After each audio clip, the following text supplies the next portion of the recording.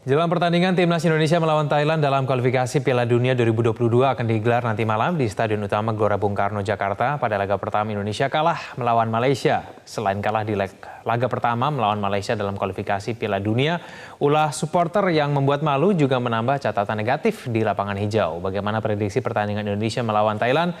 Kita akan membahasnya bersama dengan pengamat sepak bola nasional Bung Kesit Budi Handoyo. Bung Kesit, apa kabar? Selamat pagi.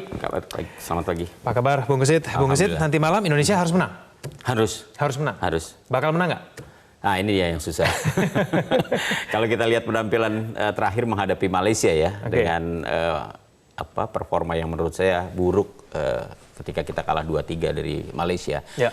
Ini menjadi satu alamat yang buruk juga buat Indonesia. Kenapa? Karena Thailand yang kita hadapi ini sedikit di atas kekuatan Malaysia, dan kita tahu selama ini Thailand selalu menjadi tim yang paling menyulitkan Indonesia. Mereka adalah tim yang selalu sukses menggagalkan upaya Indonesia untuk misalnya meraih juara di ajang Piala AFF. Indonesia itu kalau Thailand tuh kayak ada mental block gitu kali. Iya, kita udah merasa inferior dulu gitu. Betul. Jadi kalau ketemu Thailand ini kita auranya udah kalah gitu loh. Udah kalah kalau auranya. Kenapa? Karena Thailand tampil tuh enjoy kalau saya perhatikan. Mereka tampil seperti tanpa beban. Beda dengan kita yang kalau menghadapi Thailand itu sepertinya sudah kalah sebelum bertanding. Ini karena apa? Karena materi pemainnya memang kita lebih berkualitas Thailand, atau memang karena ini sebetulnya semata-mata strategi atau apa? Saya melihat sejarah ya. Kalau kita lihat Thailand sudah berkali-kali di ajang Piala AFF aja mereka selalu menjadi juara ya. Kita hanya puas menjadi runner up. Ya, 5 kali kita runner up di AFF misalnya, atau di SEA Games. Kita hanya 2 kali. Thailand sudah berkali-kali. Jadi kalau untuk tingkat Asia Tenggara, Thailand sepertinya seperti tutup mata gitu loh untuk bisa melenggang. Beda dengan kita yang pada saat ini ternyata bukan hanya Thailand yang sudah menjadi musuh yang sulit dikalahkan. Malaysia yang biasanya begitu mudah kita kalahkan, sekarang kita lihat kemarin kita tidak mampu berbuat banyak. Atau Vietnam sekarang yang kemarin sukses menahan Thailand di pertandingan pertama grup G. Ternyata sekarang Vietnam menjadi kekuatan yang harus diwaspadai oleh Indonesia. Kita lihat kebangkitan sepak bola Vietnam ya. Tim junior mereka sudah tampil di ajang Piala Dunia. Ya, Bung Kesit, tapi setelah melihat pertandingan kemarin melawan Malaysia, kandang sendiri kalah gitu, apa yang bisa kita harapkan datang dari pertandingan nanti malam? Menurut saya yang paling penting pada saat ini adalah bagaimana mengembalikan mental bertanding para pemain ya. Setelah kemarin kita kalah dari Malaysia, kemudian juga yang paling penting adalah soal fisik ya. Kita lihat bagaimana pemain-pemain Indonesia kemarin seperti sulit berlari ya, terutama di 20 menit terakhir itu kita lihat sulit bagi mereka untuk bisa meladeni permainan Malaysia, yang justru Malaysia tampil lebih rileks ya, lebih enjoy, dan mereka mampu untuk menguasai jalan pertandingan. Dalam waktu 3 hari, 4 hari lah katakan, untuk bisa memulihkan mental setelah kalah, kemudian memulihkan fisik yang kemarin sempat terlihat loyo. Ini juga bukan hal yang gampang bagi Simon McManamy sebagai pelatih Timnas Indonesia. Tapi masih ada beberapa pemain ya yang belum diturunkan, dan saya pikir pemain-pemain itu pantas untuk bisa ditampilkan menghadapi Thailand. Masih ada Febri Haryadi, masih ada misalnya Yanto Basna atau Victor Igbonevo di lini pertahanan. Bung Kesit, tapi kalau mencermati pernyataan pers gitu ya, pers dari Simon McManamy menginginkan bahwa pemain kita tuh tampil lepas begitu ya, tanpa tekanan. Tapi kalau melihat pertandingan kemarin kalah, hari ini juga wajib menang, ini betulkah bisa bermain lepas? Bukankah tekanan akan semakin tinggi begitu kepada pemain timnas kita sebetulnya? Ya, mudah-mudahan apa yang dinyatakan oleh Simon ya bukan hanya sekedar lip service saja, artinya mencoba untuk memberikan kepuasan lah kepada pemain Indonesia agar tetap optimis menghadapi ini. Saya setuju bahwa kita harus optimistis menghadapi pertandingan kedua menghadapi Thailand. Tapi persoalannya memang tidak semudah itu ya. Kita lihat bagaimana penampilan kita, kemudian fisik pemain kita, kemudian juga rekor Thailand yang begitu luar biasa. Kalau kita catat misalnya dari sekitar 69 kali bertanding, itu 39 dimiliki oleh Thailand. Sementara Indonesia hanya 21. Selebihnya itu kita bermain imbang. Apa yang harus dilakukan nanti malam, Bung Kesit? Kalau kita cermati dalam pertandingan melawan Malaysia kan kayaknya 50 menit awal lah itu kayaknya Indonesia mainnya cantik bener tuh begitu kan. Tapi kemudian kalau udah main 2 kali 45 menit tuh lain cerita memang biasa begitu. Nanti malam bagaimana nih kemudian? Iya, ini yang saya kira agak sulit diprediksi ya. Kalau kita berpatokan dengan penampilan Indonesia, menghadapi Malaysia. Memang seperti tadi saya katakan bahwa sulit dalam waktu 4 hari untuk bisa memulihkan stamina mereka.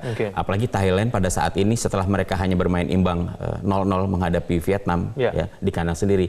Pasti Thailand menginginkan poin dari Indonesia. Dan mental mereka sepertinya sudah siap untuk itu. Kenapa? Ketika Indonesia menghadapi Malaysia dan Indonesia kalah, itu menjadi modal tersendiri bagi Thailand yang di atas kertas memang harus kita akui kekuatan Thailand sedikit lebih bagus dibandingkan dengan Malaysia dan juga dibandingkan dengan Indonesia. Tapi perlu nggak kita merubah starting line up seperti Malaysia kemarin? Iya, kalau lihat situasinya saya kira Simon harus berani ya mengambil keputusan untuk mengubah komposisi pemainnya menghadapi Thailand dibandingkan menghadapi Malaysia. Tadi saya katakan ada Victor Igbonevo, pemain belakang ya, pemain naturalisasi yang sebenarnya juga tampil di Liga Thailand bersama PTT Rayong. Jadi saya pikir dia tahu betul bagaimana permainan-permainan dari pemain Thailand. Kemudian juga ada Yanto Basna. Ini pemain yang menurut saya juga punya kemampuan bagus ya. Dia bermain untuk Sukhothai di Liga Thailand. Jadi saya pikir juga bisa menjadi alternatif bagi Simon untuk bisa meladeni Thailand. Ada juga Irfan Bahdim yang juga pernah bermain di Chonburi. Sebaliknya ada pemain-pemain tertentu yang harus diwaspadai oleh timnas kita di Thailand? Banyak. Banyak. Saya pikir pemain-pemain Thailand seperti misalnya Chanatip ya, Songkrasin. Saya kira ini juga pemain yang paling banyak mencetak gol di Thailand, sudah 7 gol. Pemain yang berkiprah di Liga Jepang ya, bersama Hokkaido, Sapporo. Kemudian juga ada Surachai, ya, ini pemain muda yang juga menurut saya harus benar-benar diperhatikan oleh pemain-pemain Indonesia. Tapi pola permainan dari timnas di bawah asuhan Simon McManamy itu sudah terlihat belum sih sebetulnya? Saya justru belum melihat. Belum lihat. Belum melihat. Kemarin menghadapi Malaysia, saya kira saya justru bertanya-tanya. Saya menyaksikan langsung di GBK. Ini pola apa yang dipakai gitu kok? Seperti ini mainnya gitu kan? Seperti tidak terlihat kerjasama antar tim ya. Antar lininya benar-benar nggak jalan. Pemain sayap misalnya yang ditempati oleh Sadil di sebelah kanan, kemudian Andik Firmansyah di kiri. Ini juga nggak jalan. Stefano Lillipali yang kita harapkan gebrakan-gebrakannya di barisan depan akan mampu merepotkan pertahanan Malaysia, ini juga tidak terlihat ya. Evan Dimas pun demikian yang diharapkan bisa mengatur serangan tim kita, ternyata juga harus rajin membantu pertahanan juga, sehingga ketika dia harus melakukan penyerangan, ini tenaganya sudah habis gitu. Pun demikian di barisan pertahanan ini juga masih terlihat sekali celah-celah kosong yang mudah ditembus oleh pemain-pemain lawan. Bicara mengenai tenaga, Bung Gesit, ini kalau Indonesia kehilangan napas di menit 70 itu bukan cerita baru sebetulnya kan? Bukan hanya cerita yang berulang. Cerita yang berulang, bukan hanya di zamannya Simon McManamy. Untuk sebelumnya membenahi fisik kemudian stamina di atas 70 menit 70 bisa kemudian sempurna, itu gimana sih caranya Bung Gesit sebetulnya? Iya, saya kira butuh proses ya. Tidak semudah seperti apa yang dikatakan McManamy misalnya, bahwa dia yakin pemain-pemain kita fisiknya akan bisa bangkit gitu ya. Ini kan persoalan fisik gitu ya. Kita juga harus melihat ke belakang, ini pemain-pemain sebelum tampil di tim nasional bermain di kompetisi seperti apa ya. Kalau kita lihat jadwal kompetisi di Liga 1 itu kan luar biasa padatnya gitu ya. Dalam 1 minggu itu satu pemain bisa bermain 3 pertandingan. Ini adalah sesuatu yang sangat menguras tenaga, dan ketika pemain itu tampil di tim nasional, akhirnya staminanya ya benar-benar drop, dan itu kita lihat. Faktanya kita lihat di lapangan pemain-pemain kita tidak mampu untuk bisa bermain penuh 90 menit dalam tekanan yang begitu tinggi. Paling tidak akarnya dari Liga 1 dulu. Tapi dari kompetisi. Pola latihan meskipun diubah segimanapun nggak akan efektif. Mau diapain pun kalau pemain-pemainnya pada saat mengikuti TC Platnas itu staminanya sudah terkuras, saya pikir sulit untuk bisa mengembalikan dalam waktu yang singkat. Kira-kira itu yang akan terlihat nanti malam? Kalau komposisi pemainnya masih seperti yang kemarin, saya pikir agak sulit ya. Kita lihat misalnya di sektor sayap kanan di lini pertahanan, Justinus Pae. Kemarin kita lihat juga mereka pemain ini jarang melakukan overlap gitu ya. Evan Dimas walaupun tampil Spartan di 20 menit awal sampai 3 menit awal, tapi di babak kedua kita lihat bagaimana mereka juga sulit. Ansa Moyama di lini pertahanan juga agak kedodoran ketika harus menghadapi man-to-man marking, penyerangan-penyerangan yang dilakukan oleh pemain Malaysia. Biasanya stamina akan tahu-tahu bertambah ketika mendengarkan dukungan supporter, Bung Gesit. Ini bisa tidak kita mengharapkan supporter kita maksimal mendukung timnas Indonesia pada nanti malam? Iya, kadang-kadang memang dukungan supporter yang besar itu bisa membangkitkan gairah pemain ya. Tapi saya kira sebesar apapun dukungan yang diberikan oleh penonton, sepanjang fisik dan stamina para pemain kita drop, ini juga akan sulit gitu ya. Semangat saya pikir masih akan tetap tinggi ya. Tapi semangat tanpa didukung oleh stamina yang kuat, ini juga sulit untuk bisa mewujudkan sebuah permainan yang benar-benar kita harapkan. Baik, Bung Gesit, tapi informasi terakhir Senin pagi kemarin tiket yang terjual baru 7.000.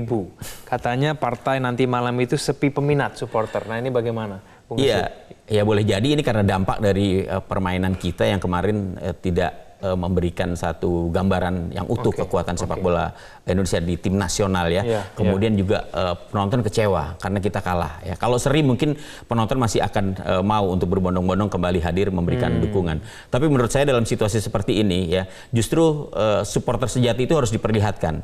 Ketika timnas terpuruk, seharusnya mereka justru datang untuk datang memberikan support sehingga para pemain kita akan menjadi bangkit. Jangan justru meninggalkan tim nasional ya, di dalam keadaan mereka pada saat ini butuh dukungan yang besar. Dukungannya cuma pada saat menang doang gitu kan, jangan. supporter sejati begitu. Pada saat kalah, tapi memang ini sebuah risiko yang harus dihadapi ya oleh tim nasional kita. Ketika tampil buruk, kemudian tidak mampu memenangkan pertandingan dalam duel yang bergengsi, menurut saya menghadapi tim Malaysia yang selalu menjadi rival kuat Indonesia, kemudian kita tidak mampu memberikan perlawanan dan kalah.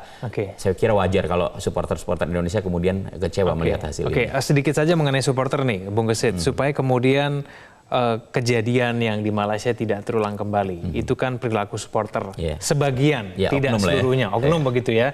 Ini gimana nih Mas, supaya kemudian kita tidak kemudian mengulangi sesuatu yang kemudian memalukan nama bangsa Indonesia itu bagaimana sih? Iya, memang beda kalau menurut saya ketika menghadapi Malaysia dengan Thailand ya.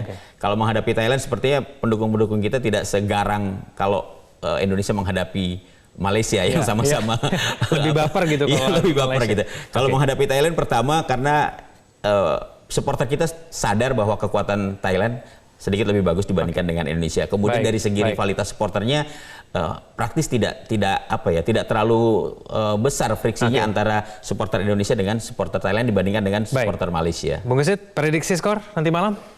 Kalau harapan saya sih Indonesia bisa memenangkan pertandingan ini ya. Tapi kayaknya kok sulit ya. Saya kira hasil imbang saja ini sudah bagus buat Indonesia ya. Syukur bisa menang. Bung Gesit, terima kasih. Kita harapkan Indonesia tetap menang meskipun kemudian kita memperkirakan jangan-jangan seri ini. Terima kasih Bung Gesit telah bersama kami di Metro